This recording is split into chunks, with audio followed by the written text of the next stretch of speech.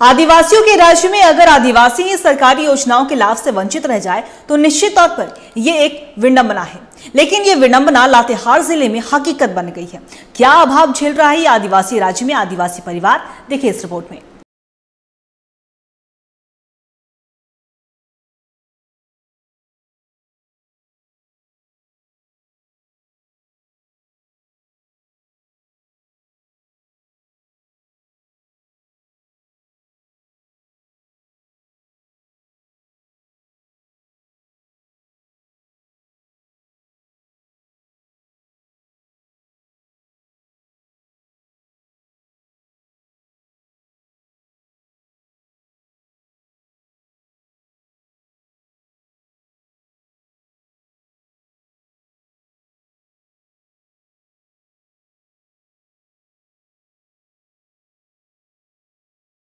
सुविधा सर नहीं कुछ मिला है, खाली हमको राशन भर मिलता है, इन्हें घर दूरा तो नहीं है सर।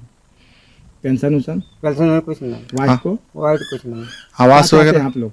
हम चाहते हैं घर सर चाहते हैं घर के लिए, और पानी पीने के लिए नहीं है सर, कुछ चापाकल के लिए चापाकल है नहीं। परहिया भाई बहन को सरकार की योजनाएं जैसे आवास योजना, नल जल योजना और पेंशन योजना जैसी कई योजनाओं के नाम पर मुंह जबानी याद है। वो इसलिए क्योंकि ये परिवार इन सभी योजनाओं से वंचित है। आदिवासी राज्य में आदिवासी को घर तो दूर की बात है, पीने के स्वच्छ पानी तक नसीब नहीं हो रहा है। हमें कोई सुविधा नहीं बा, नहीं घर बा, नहीं डाड़ी कुइया बा, नहीं चापाकल बा, नहीं वृद्धा बा, खाली राशन भर तो मिलत बा, कुछ नहीं मिलता है। कुछ नहीं। क्या चाहते आप लोग हैं? क्या चाहती? घर चाहती है, चापाकल चाहती है।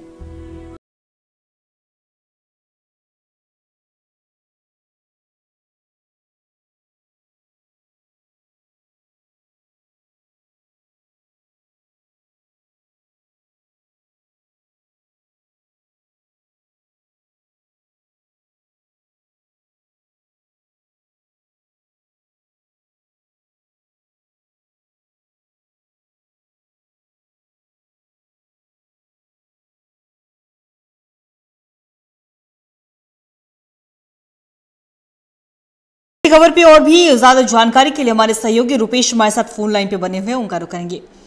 रुपेश, देखिए आदिवासियों के लिए बना राज्य 24 साल के हो गया है, लेकिन इसके बावजूद भी जो सुविधाएं या मूलभूत सुविधाएं उससे आदिवासी परिवार ही वंचित है। ना उन्हें शुद्ध पेयजल मिलता है, ना पक्का मकान है और ना सरकार से कोई वित्तीय सहायता मिली है। क्या कुछ जानकारी आपके पास? देखिए अंकिता, बिल्कुल कहना गलत नहीं होगा कि लातेहार में आज भी आदिम जनजाति समुदाय आज भी सरकारी सुविधाओं का इंतजार कर रही हैं। इस समुदाय में शामिल मनिका प्रखंड के बिजली दाग में परैया टोला में रहने वाले कामेश्वर परैया और फुलमनी परैया, जिन्हें अभी सरकारी सुविधाओं का नाम पर सिर्फ राशन ही मिल पाता है, इसके अलावा सभी सरकारी सुविधाओं से आज भी ये वंचित है। दरअसल बिजली दाग के परैया टोला में निवासी कामेश्वर परैया का परिवार बदहाली की जिंदगी जीने को पूरी तरह से मजबूर है। कामेश्वर कहते हैं कि उनके परिवार में ना किसी को पेंशन मिल रहा है, ना ही उन्हें आवास की सुविधा दी गई।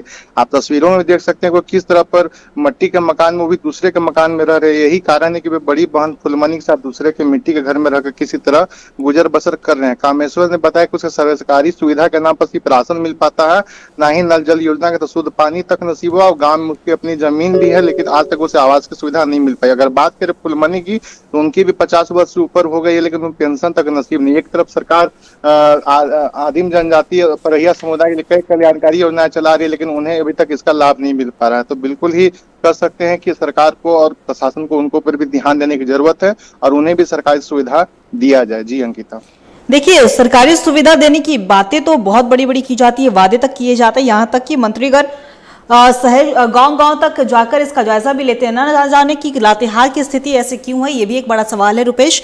तो ऐसे में देखिए, क्योंकि अगर हम बात करें तो जो परैया की आप बात कर रहे हैं तो वहां पे उन योजना, आवास योजना कह ले या नल जल योजना कह ले या शायद कोई कई योजनाएं जो है सरकार की ओर से चलाई जा रही हैं, ये उन्हें पूरी तरीके से याद जरूर है, लेकिन कहीं ना कहीं इन्हीं योजनाओं से वहां के स्थानीय लोग, ग्रामीण और आदिवासी वंचित है। तो क्या कभी किसी ने जनप्रतिनिधि के पास जाके गुहार नहीं लगाई? क्या वहां पे अधिकारी नहीं पहुंचते हैं?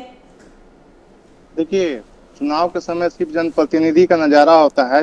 उस गांव की बदहाली की बात करें तो उस गांव में ना ही मतलब किसी तरह की ना आने जाने के लिए सड़क, और बात करें कल्याणकारी योजना के एक तरफ झारखंड के सरकार का कहना है कि लगातार हम आदिवासी और मूलवासियों के हित में काम कर रहे हैं और इनको हर जो आदिम जनजाति समाज से उनके कई तरह की कल्याणकारी योजनाएं पहुंचाई जाती है, लेकिन अगर धरातल में देखा जाए तो इन्हें ना ही पानी की सुविधा मिल पा रही है, ना ही आवास की सुविधा मिल पा रही है, ना ही पेंशन की सुविधा मिल पा रही है। एक तरफ सरकार आपके द्वारा कार्यक्रम चलाकर अपनी पीठ थपथपा रही, वहीं दूसरी तरफ जब इस तरह की तस्वीर आती है तो बिल्कुल कह सकते हैं कि बहुत ही दुर्भाग्य है कि आज भी आजादी के दशक के बाद भी इस क्षेत्रों में लोग पलायन कर रहे हैं। अगर बात करें रोजगार की तो रोजगार पर भी कई ऐसे परैया समाज, कई ऐसे आदिवासी समुदाय के लोग हैं जो आज भी पलायन करके दूसरे राज्यों में निवास करते हैं और वहां पर अपनी जीवन यापन कर रहे हैं। तो जरूरत है बिल्कुल। और बात करें जनप्रतिनिधियों की तो जो वहाँ के लोग हैं वो जनप्रतिनिधियों के प्रति काफी नाराजगी है, क्योंकि मनिका विधानसभा क्षेत्र से आता है। चूंकि इन लोगों का कहना है कि वर्तमान के जो विधायक हैं चाहे पूर्व विधायक है, चूंकि दोनों आदिवासी समाज से बिलोंग करते हैं,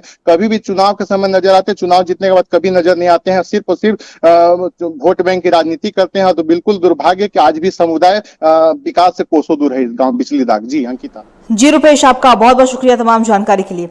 तो सुना आपने कि चुनाव के समय जनप्रतिनिधि तो पहुंचते हैं क्योंकि उन्हें वोट चाहिए होता है, लेकिन जब चुनाव खत्म हो जाता है, वो जीत भी जाते हैं, तो उनका रिश्ता लोगों से ऐसे हो जाता है मैं कौन और तुम कौन। और यही नज़ारा लातेहार से भी देखने को मिला, जहां आदिवासी परिवार काफ़ी ज़्यादा योजनाएं सरकार की ओर से चलाई जा रही है उससे वंचित है और लगातार ये गुहार लगा रहे हैं कि अब तो सुन लो सरकार। और टीवी 45 की ये भी कोशिश है कि योजनाओं के लाभ से महरूम इस परिवार तक उनका अधिकार मिल सके। तो देखने वाली बात हुई कब आदिवासी परिवार को उनका हक मिलता है।